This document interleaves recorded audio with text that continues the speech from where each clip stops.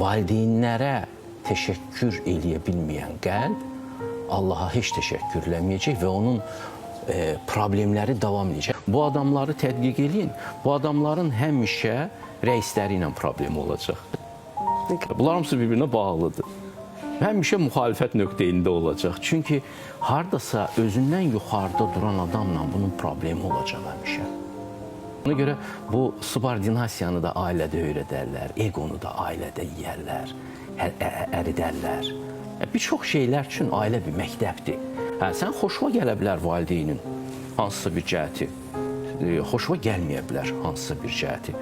Yəni, valideynlər ideal olmurlar, ideal olmalı da deyirlər. Valideynlər də həyat yoldaşları kimi komplementar olurlar, ideal deyil.